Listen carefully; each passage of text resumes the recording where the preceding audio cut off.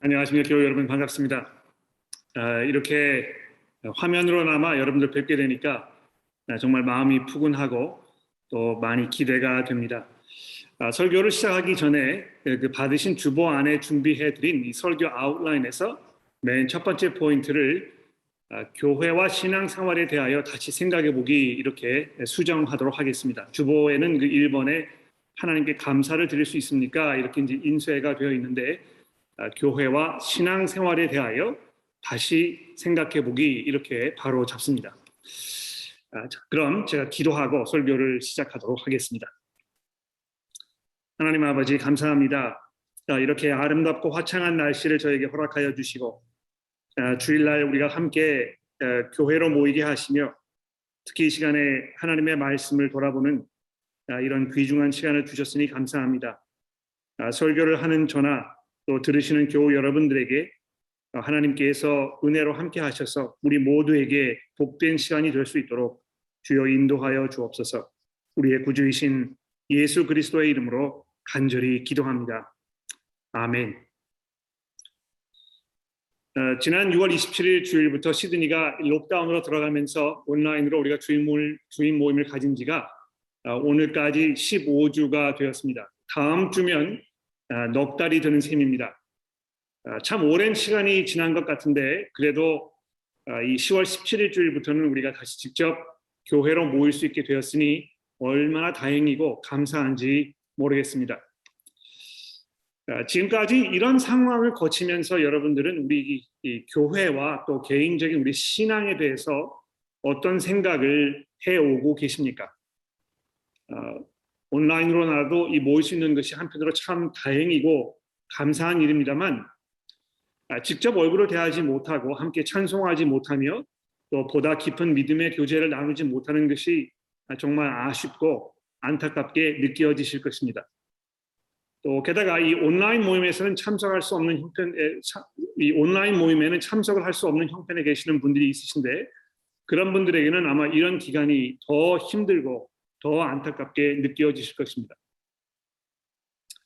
그러나 반면에 어떤 분들께서는 이런 상황에 많이 익숙해지신 것에 더해서 움직이지 않아도 되는 이런 편리함, 또 사람을 만나지 않아도 되는 편리함, 또 기타 많은 수고스러움을 최소화할 수 있는 이 편리함을 경험하면서 이 교회가 이렇게도 유지될 수 있구나. 앞으로는 이런 방법으로 계속 신앙생활을 하면 얼마나 좋을까 이렇게 생각하시는 분들이 혹시 계실지도 모르겠습니다.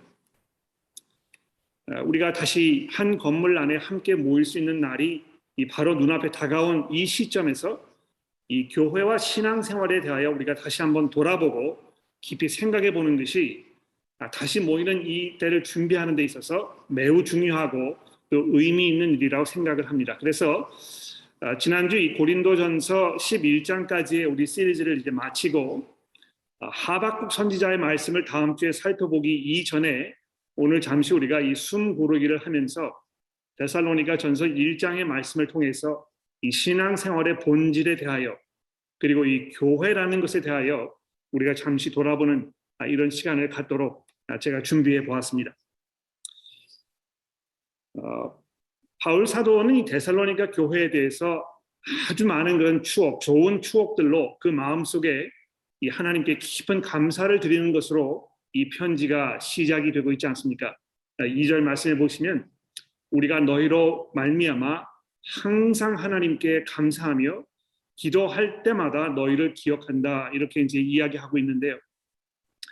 여러분 기억나십니까? 이 사도행전 17장 1절부터 보시면 이 바울과 그의 동역자 실라가 이 빌립보라는 곳에서 이 감옥에 갇혀서 온갖 고생을 다 겪다가 풀려난 후에 데살로니가로 왔다 이제 이렇게 설명이 되어 있습니다. 그곳에 있던 그 유대 회당에 들어가 가지고 그리스도께서 해를 받고 죽은 자 가운데서 다시 살아나야 할 것을 증거하여 굉장히 많은 이 헬라인들이 예수를 영접하게 되었습니다만 그곳에 있던 이 유대인들이 폭동을 일으켜가지고 다시 그곳에서 피신할 수밖에 없었던 이런 절박한 상황에 대해서 기록이 되어 있습니다. 그런데 그 와중에 뿌려진 이 복음의 씨앗을 통해서 이 데살로니가라는 곳에 교회가 개척이 되고 거기에 그리스도를 주로 고백하는 성도들이 나타나게 되었던 것입니다. 근데 여러분, 바울 사도가요, 그곳의 그 성도들을 얼마나 귀하게 여기고 아끼며 그들을 사랑하였는지 이 2절에 잘 담겨 있지 않습니까? 우리가 너희 모두로 말미암아 항상 하나님께 감사하며 기도할 때에 또는 기도할 때마다 너희를 기억함은 이렇게 되어 있습니다. 도대체 무엇 때문에 어떤 면들을 보면서 바울이 데살로니가 교회 성도들을 위해서 하나님께 감사와 찬송을 드렸는지 우리 3절부터 다시 한번 살펴보도록 합시다. 우리가 너희로 말미암아 항상 하나님께 감사하며 기도할 때마다 너희를 기억함은 너희 믿음의 역사와 사랑의 수고와 우리 주 예수 그리스도에 대한 소망의 인내를 우리 하나님 앞에서 끊임없이 기억함이니, 즉 그들 안에 있던 이 믿음과 사랑과 소망, 이 세 가지 요소들을 기억하면서 바울이 하나님께 감사를 드렸던 것입니다.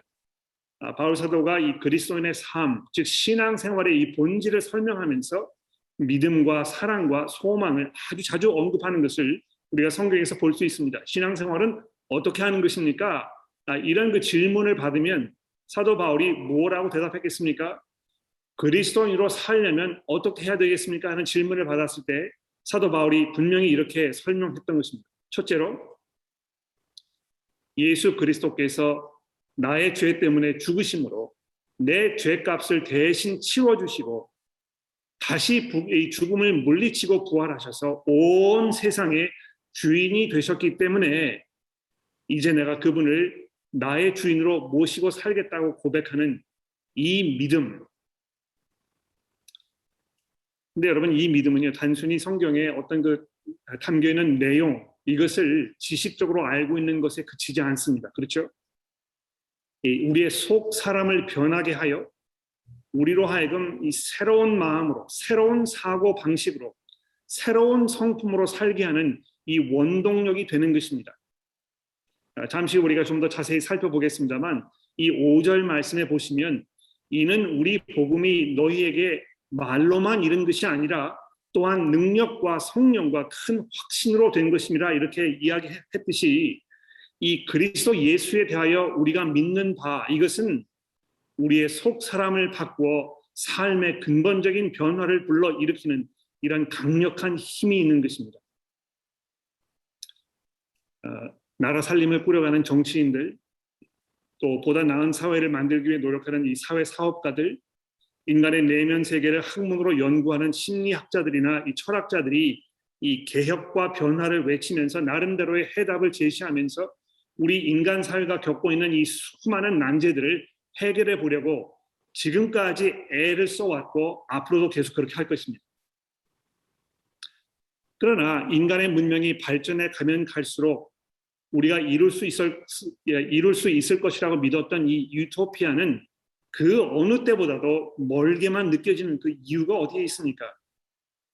인간의 수고와 노력으로 그 어떤 정치적, 어떤 경제적, 군사적, 학문적, 예술적 수고와 노력으로도 인간의 본성은 바뀌지 않는 것입니다. 그래서 이 문명이 고도화되면 될수록 인간들은 점점 더 고립되어 가고 분열되어 가며, 그래서 나라와 나라 사이의 분쟁은 끝이 없이 꼬리를 물고 일어납니다.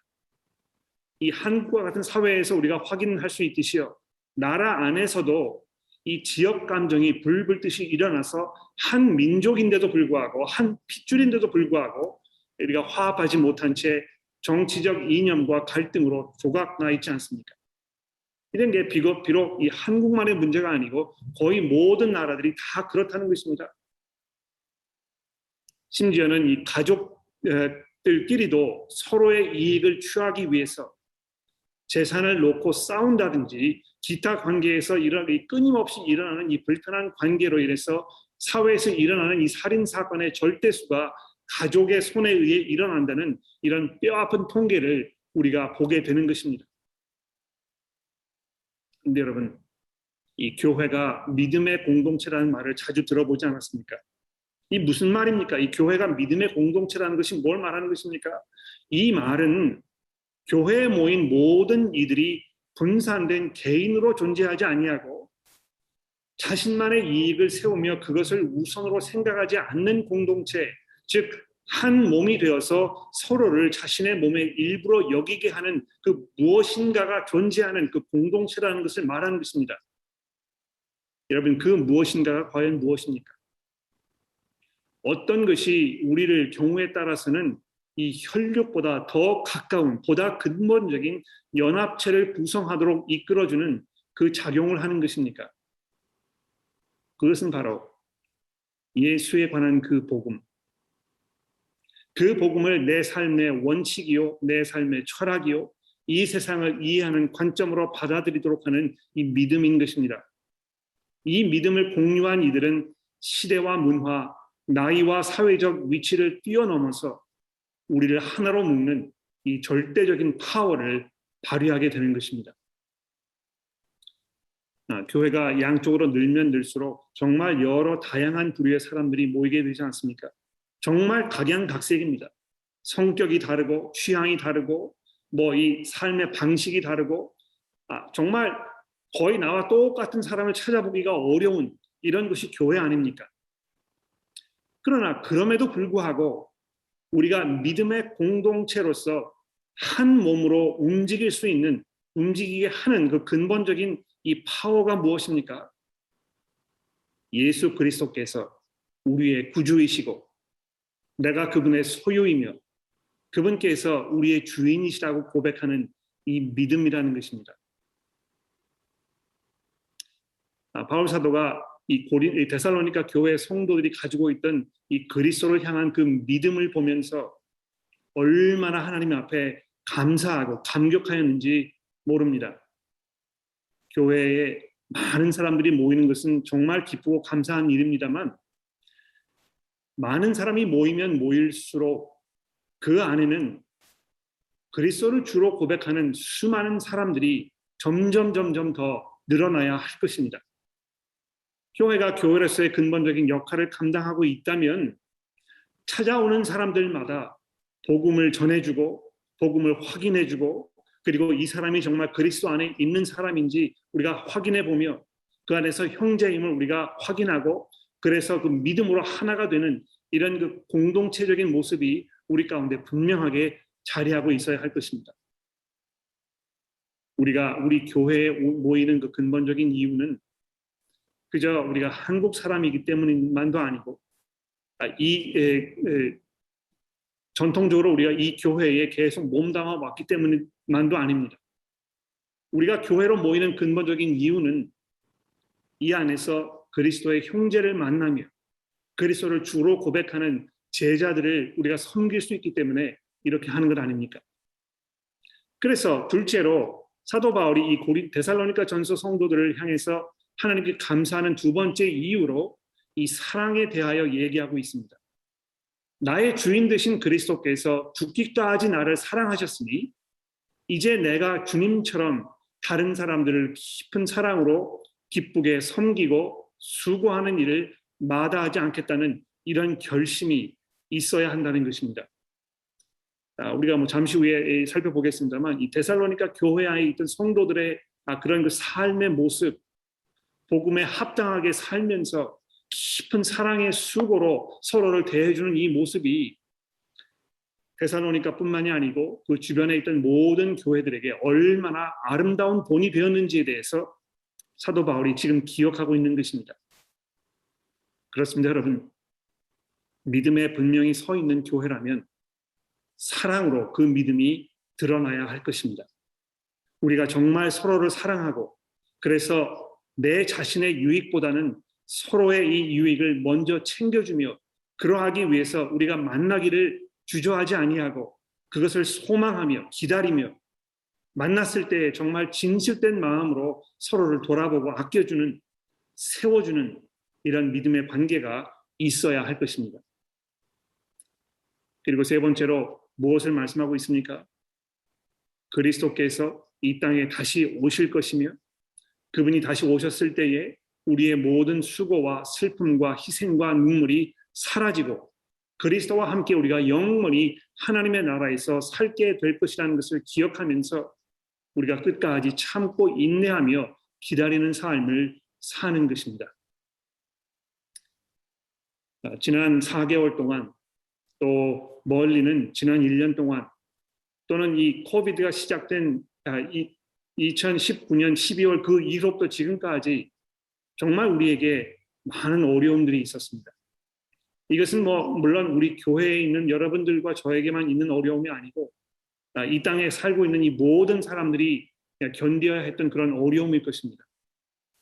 그러나 아마도 우리가 교회로 모이는 일에 정말 익숙하고 그것이 우리 신앙생활에 가장 귀중한 이런 그 부분이었는데도 불구하고 그것을 하지 못했기 때문에 그렇게 할 수 없었기 때문에 정말 우리 신앙생활을 잘 유지하고 믿음의 굳건히 서고 이 믿음과 소망과 사랑 안에서 사는 일이 정말 어려웠을 것입니다.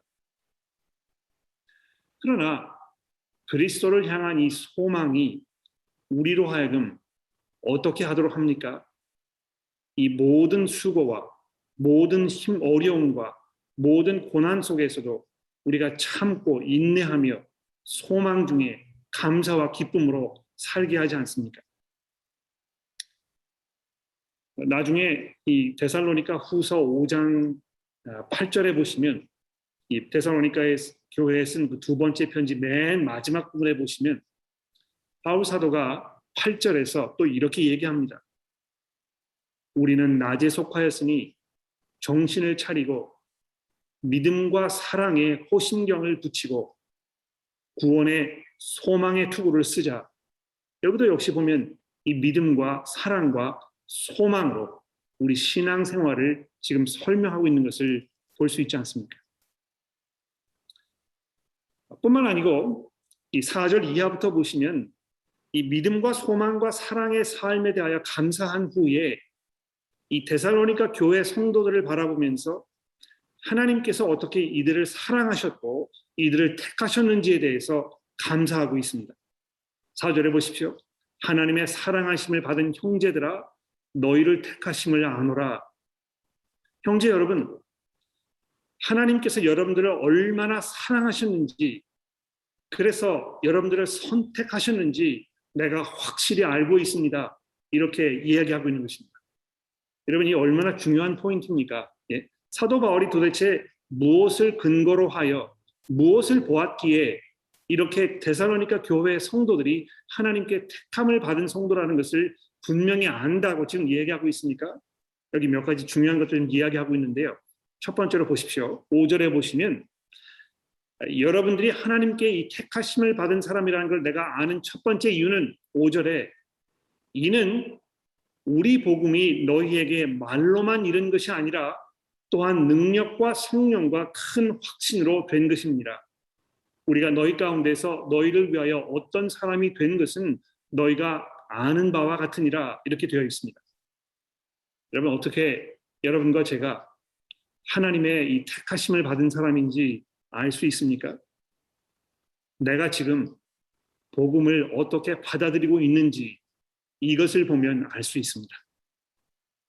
여러분 복음을 들으셨을 때에 이것이 그냥 어떤 정보로 그냥 지식의 일부로 그냥 성경에 이런 내용이 있다는 걸 내가 알고 있다는 정도로 이렇게 받아들이고 계십니까?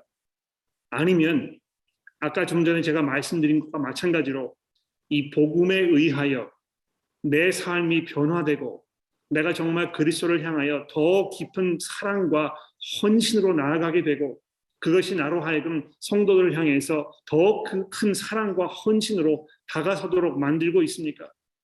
정말 어려운 가운데에도 내게 고통이 있다고 하더라도 내가 그것을 참고 인내하며 감사함으로 소망 중에서 주를 기다리는 이런 모습을 살게 하고 있습니까? 그런 모습으로 지금 여러분들이 이 복음을 대하고 계신다면 바로 그것이 하나님께서 여러분들을 택하셨다는 그 증거가 된다는 것입니다.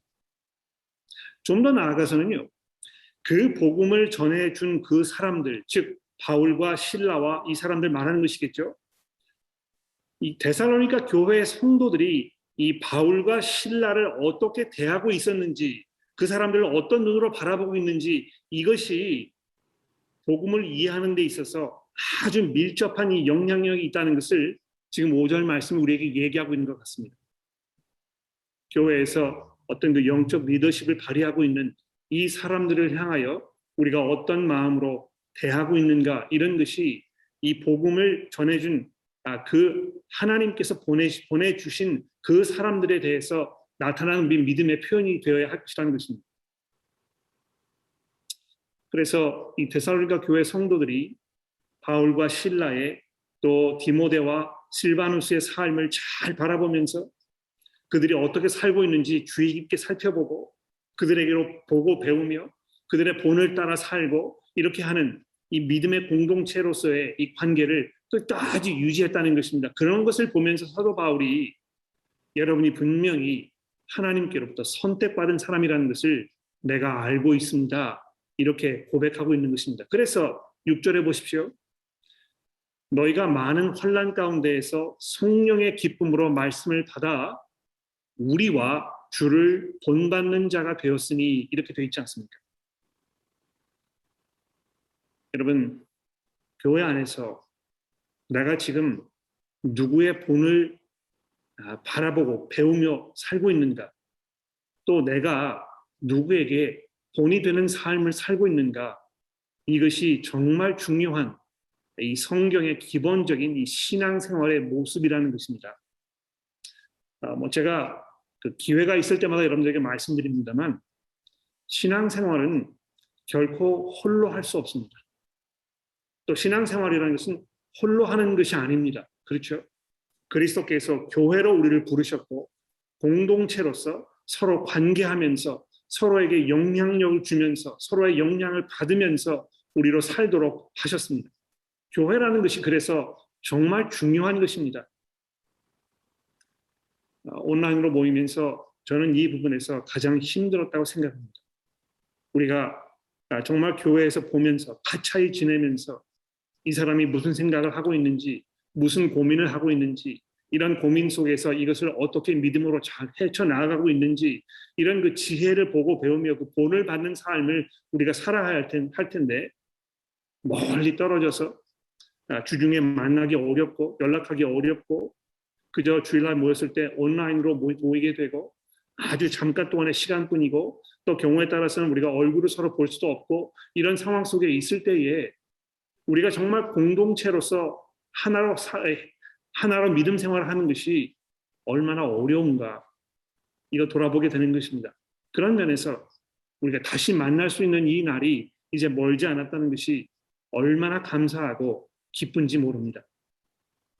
성도 여러분, 우리가 정말 이 어려운 가운데에도 성령의 기쁨으로 하나님의 말씀을 받은 바에 근거해서 서로에게 좋은 본을 보이는 이런 그 삶을 우리가 빨리 다시 시작해야 되겠습니다.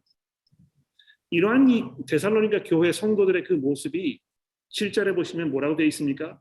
그러므로 너희가 마게도니아와 아가야에 있는 모든 믿는 자들의 본이 되었느니라. 주의 말씀이 너에게로부터 마게도니아와 아가야에만 들릴 뿐 아니라 하나님을 향하는 너희 믿음의 소문이 각처에 퍼졌으므로 우리는 아무 말도 할 것이 없노라. 이 본이 되는 삶, 본을 보이는 삶, 본을 보고 배우는 삶, 이것이 이 성경적인 신앙생활의 굉장히 중요한 요소이고 또 그러한 본을 보이면 삶을 사는 그들의 그 모습을 통해서 복음이 이들의 삶 속에 정말 강력하게 작용하고 있다는 이 확실한 증거가 된다고 말씀합니다. 세 번째로 이 사도께서 데살로니가 교회 성도들을 향해서 하나님 앞에 정말 감사하는 할 수밖에 없는 그 세 번째 이유는 무엇입니까? 이 9절에 보시면 이렇게 되어 있습니다. 그들이 우리에 대하여 스스로 말하기를 우리가 어떻게 너희 가운데 들어갔는지와 너희가 어떻게 우상을 버리고 하나님께로 돌아와서 살아계시고 참되신 하나님을 섬기는지와 또 죽은 자들 가운데 다시 살리신 그의 아들이 하늘로부터 강림하실 것을 너희가 어떻게 기다리는지를 말하는 이런 장래의 노하심에서 우리를 건지시는 예수시니라. 이 삶의 근본적인 변화에 대해서 말씀하고 있습니다. 너희가 어떻게 우상을 버리고 하나님께 돌아와서 살아계시고 참되신 하나님을 섬기는지, 그렇죠? 우상을 버리고 돌아서서 살아계시고 참되신 하나님을 섬기는 자리에 나아가는 이것이 이 신앙생활의 근본, 이 실체입니다. 참된 회개와 또 믿음으로 그리고 섬김의 그 순종으로 살아가는 이것이 우리 삶의 기본적인 모습이라는 것입니다. 그리고 나서 10절에 뭐라고 되어 있습니까? 죽은 자들 가운데서 다시 살리신 그의 아들이 하늘로부터 강림하실 것을 너희가 얼마나 기다리는지.